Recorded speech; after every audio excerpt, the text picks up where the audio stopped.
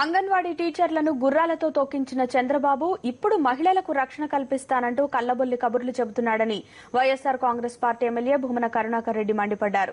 తిరుపతిలోని పోస్టల్ కాలనీలో భూమన ఇంటింటి ప్రచారం నిర్వహించారు. ఎన్నికల్లో లబ్ది పొందడానికే చంద్రబాబు హామీలు వెదజల్లుతున్నారని భూమన దుయ్యబట్టారు. రాష్ట్రంలో బెల్ట్ షాపులకు తెరతీసింది చంద్రబాబు కాదా అని ప్రశ్నించారు. రైతుల జీవితాలను చిదిమేసినటువంటి వ్యక్తి ఇప్పుడు ఆయన వస్తాడు అని నవ్వుతాట మొహం తిప్పుతా ప్రకటనిస్తున్నాడు.